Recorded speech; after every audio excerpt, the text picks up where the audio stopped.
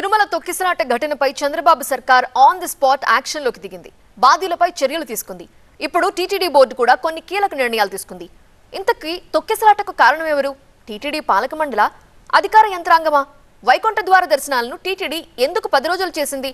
గత ప్రభుత్వం విధానాన్ని క్యారీ ఫార్వర్డ్ చేయడంతోనే ఈ తొక్కిసలాట జరిగిందా? అంతా మీరే చేశారంటూ అధికార యంత్రాంగం టీటీడీ బోర్డు మధ్య జరుగుతున్న వాదనలో వాస్తవం ఎంత? తిరుమల తొక్కిసలాట ఘటన దేశవ్యాప్తంగా సంచలనమైంది. పలు విమర్శలకు కారణమైంది.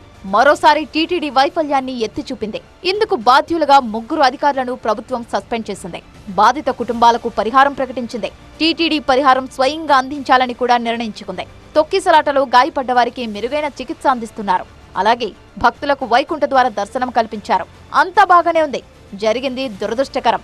ఇక ముందు ఇలా జరగకుండా ఉండేందుకు ఏం చెయ్యాలన్నదే ఇప్పుడు టీటీడీ ముందున్న అతిపెద్ద సవాల్. ప్రభుత్వం కూడా ఇలాంటి ఘటనలు జరిగితే ఊరుకునే పరిస్థితి లేదని గట్టిగా హెచ్చరించింది. పాలకులదే బాధ్యత అని విస్పష్టంగా టీటీడీని హెచ్చరించింది కూడా. ప్రస్తుతం టీటీడీ వరుస పెట్టి సమీక్షలు నిర్వహిస్తోంది.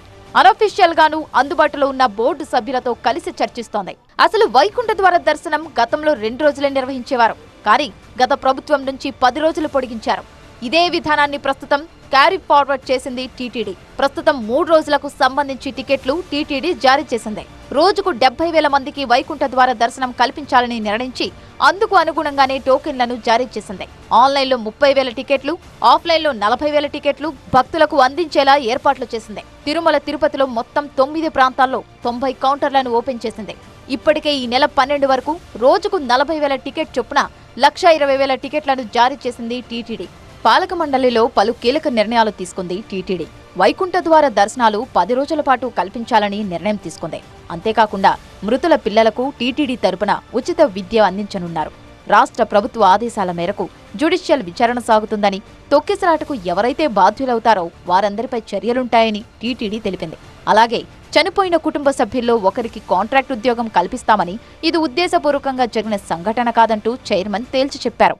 ఆ జ్యుడిషియల్ ఎంక్వైరీ రిపోర్ట్ వచ్చిన తర్వాత ఎవరైతే బాధ్యులు ఉన్నారో వాళ్ళందరి మీద కూడా చర్యలు తీసుకుంటామని చెప్పేసి ముఖ్యమంత్రి గారు నాకు ఫోన్ చేసి చెప్పడం జరిగింది. ఎవరైతే చనిపోయారో వాళ్ళ కుటుంబంలో ఒకరికి ఈ కాంట్రాక్ట్ జాబ్ కూడా ఇవ్వాలని ముఖ్యమంత్రి తీసుకున్నారు నిర్ణయం.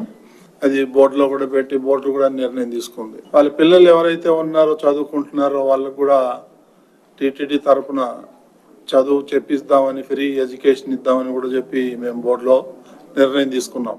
తొక్కిసలాట ఘటనపై తిరుమలలో టీటీడీ ధర్మకర్తల మండలి సభ్యులు సమావేశమయ్యారు. సీఎం తీసుకున్న నిర్ణయాలు, ఆదేశాలను సమావేశంలో సభ్యులు చర్చించారు. అయితే ఇక్కడ టీటీడీ పాలక మండలికి, అధికార యంత్రాంగానికి గ్యాప్ ఉందని తెలుస్తోంది. ప్రస్తుతం టీటీడీ అధికారులు వర్సెస్ బోర్డు సభ్యులుగా వ్యవహారం మారింది. టీటీడీ అధికారుల తీరుపై బోర్డు సభ్యులు తీవ్ర ఆగ్రహం వ్యక్తం చేస్తున్న పరిస్థితి. తొక్కిసలాట ఘటనలో టీటీడీ ఉన్నతాధికారుల ఏకపక్ష నిర్ణయాలే కారణమని టీటీడీ సభ్యులు ఆరోపిస్తున్నారు. అసలు టీటీడీ పాలక మండలికి యంత్రాంగం నడుమ సమన్వయం లోపం స్పష్టంగా కనిపిస్తోంది. అసలు ఈ వైకుంఠ ద్వార దర్శనానికి సంబంధించి అధికార యంత్రాంగం పాలక మండలిని ఇన్వాల్వ్ చేయలేదని తెలుస్తోంది. అందుకే ఈ తొక్కిసలాట జరిగిందన్న వాదన వినిపిస్తోంది. తిరుమల తిరుపతి దేవస్థానాల బోర్డు అంటే ఏందండి? Board of trustees. ఇక్కడ ఏం జరిగినా, ఏ నిర్ణయం తీసుకున్నా ముందుగా ధర్మకర్తల మండలిలో నిర్ణయం తీసుకోవాల్సిన అవసరం ఉంది. లేదు మేము అధికారులే నిర్ణయం తీసుకుంటాం అంటే కుదిరే ప్రసక్తి కాదు. ఏదైనా సరే టీటీడీ బోర్డులో నిర్ణయం తీసుకున్న తర్వాత ఖచ్చితంగా దాంట్లో సుదీర్ఘ చర్చ జరిగి అధికారులు బోర్డు సమిష్టి నిర్ణయం తీసుకోవాల్సిన అవసరం ఉంది. వైకుంఠ ఏకాదశి సందర్భంగా ఉత్తర ద్వార దర్శనాలు జరగడం ఆనవాయితీ. ఏటా 3 సార్లు ఈ ఉత్తర ద్వార దర్శనాలుంటాయి. ఆ పర్వదినాల్లో లక్షలాది మంది భక్తులు హాజరవుతారు, స్వామివారిని దర్శించుకుంటారు. ఈసారి కూడా ముందుగానే వైకుంఠ ద్వార దర్శనానికి సన్నాహాలు చేసింది. టీటీడీ 15 సమావేశాలు నిర్వహించగా ఒక సమావేశంలో మాత్రమే చైర్మన్, ఈవో కలిసి పాల్గొన్నారు. దీంతో వీరిద్దరి మధ్య సమన్వయ లోపం స్పష్టంగా తెలుస్తోంది. EO Shyamala Rao, chairman BR Naidu, అదనపు ఈవో వెంకయ్య చౌదరి ఎవరికి వారుగా వ్యవహరించినట్లు ప్రభుత్వానికి నివేదికలందాయి. కొద్ది రోజుల కిందట సీఎం చంద్రబాబును కలిసిన చైర్మన్ ఇదే విషయంపై ఫిర్యాదు చేసినట్లు తెలుస్తోంది. అయితే ఈవోని పిలిచి సమన్వయంతో వ్యవహరించాలని చంద్రబాబు సైతం సూచించినట్లు సమాచారం. అయినా సరే సమన్వయ లోపం కొట్టొచ్చినట్లు కనిపించింది. ఎవరికి వారే సమావేశాలు నిర్వహించుకొని, ఎవరికి వారే నిర్ణయాలు తీసుకొని పరిస్థితి ఇక్కడి దాకా తెచ్చారన్న చర్చ జరుగుతోంది. ఎవరైతే ఆఫీసర్స్గా ఉండి ఎస్పీ సుబ్బరాయుడు గారు కానీ, ఏఈఓ గౌతులు కానీ, సివిఎస్ శ్రీధర్ ముగ్గురిని తక్షణమే ట్రాన్స్ఫర్ చేస్తున్నాం. మనమంతా బాధ్యతతో ప్రవర్తించవలసిన వ్యక్తులు. మన వల్ల ఇలాంటివి జరిగినప్పుడు వీళ్ళు కూడా బాధ్యత తీసుకోవాల్సిన అవసరం ఉంది. అది కూడా వాళ్ళకి ఇచ్చేస్తాం. ప్రక్షాళన దిశగా కూటమి ప్రభుత్వం చర్యలకు దిగినట్లు తెలుస్తోంది. తిరుమలలో జరుగుతున్న పరిణామాలపై సీఎం చంద్రబాబుతో పాటు డిప్యూటీ సీఎం పవన్ సీరియస్ గా ఉన్నారు. టీటీడీలో సమూల మార్పులు జరగాలని పవన్ కళ్యాణ్ డిమాండ్ చేశారు. ఈవోతో పాటు ఏఈఓపై కూడా సీరియస్ అయ్యారు. చైర్మన్ గారు కానీ, సభ్యులు కానీ, ఈవో కానీ, ఏఈఓ కానీ మీరు ప్రెస్ మీట్ పెట్టి క్షమాపణలు చెప్పండి. నేను క్షమాపణలు చెప్పినప్పుడు మీకు క్షమాపణలు చెప్పడానికి నామోషి ఏంటి? బాధ్యత తీసుకోండి. బాధ్యత తీసుకోవాలి. ఇది చాలా బాధ కలిగించేది. మాకు సంబంధం లేదంటే ఎట్లా? నా తప్పు కాదంటే రాజు ఏడు చేపలు కదలా, మరి ఎవరు చేస్తారు ఇది? మరోవైపు సీఎం చంద్రబాబు సమక్షంలోనే చైర్మన్తో ఈవో వాగ్వాదానికి దిగారు. ఈ విషయాన్ని కూడా సీఎం తీవ్రంగా పరిగణించారు. దీంతో టీటీడీలో మార్పులు ఖాయమని ప్రచారం నడుస్తోంది. ఈవోతో పాటు ఏఈఓ మార్పు ఉంటుందని తెలుస్తోంది. ఈవోగా కీలక అధికారి పేరును పరిశీలిస్తున్నట్లు సమాచారం.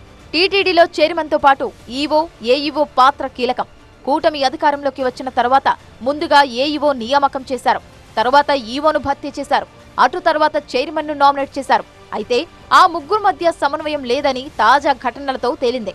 అందుకే బదిలీ వేటు వెయ్యాలని ప్రభుత్వం నిర్ణయించుకున్నట్లు సమాచారం. ప్రస్తుతం స్విమ్స్ లో 16 మంది బాధితులకు చికిత్స అందుతోంది. చనిపోయిన వారి కుటుంబాలకు 25 లక్షలు, సీరియస్ గా ఉన్న వారికి 5 లక్షల పరిహారం ప్రభుత్వం ప్రకటించింది. గాయపడిన 33 మందికి 2 లక్షల రూపాయల చొప్పున పరిహారం అందచేయనున్నారు. బాధితులను ఇంటికి చేర్చే బాధ్యతను కూడా ప్రభుత్వమే తీసుకుంది. ఇక తొక్కిసలాట బాధితులకు శ్రీవారి ప్రత్యేక దర్శనం కల్పించారు అధికారులు. సీఎం ఆదేశాల మేరకు క్షతగాత్రులకు వైకుంఠ ద్వార దర్శనం చేయించింది టీటీడీ. తొక్కిసలాటలో గాయపడి ఆసుపత్రి నుంచి డిశ్చార్జ్ అయిన వారందరికీ ఈ అవకాశం కల్పించారు. తొక్కిసలాట బాధితులతో పాటు వాళ్ల కుటుంబ సభ్యులకు కూడా వైకుంఠ ద్వార దర్శనం చేయించింది టీటీడీ. మొత్తం 52 మందికి వైకుంఠ ద్వార ప్రత్యేక దర్శనం కల్పించారు. సీఎం చంద్రబాబు మంత్రుల పరామర్శ సమయంలో ఇదే కోరుకున్నారు తిరుపతి తొక్కిసలాట బాధితులు. తమకు వైకుంఠ ద్వార దర్శనం చేయించి ఇంటికి పంపాలని విజ్ఞప్తి చేశారు.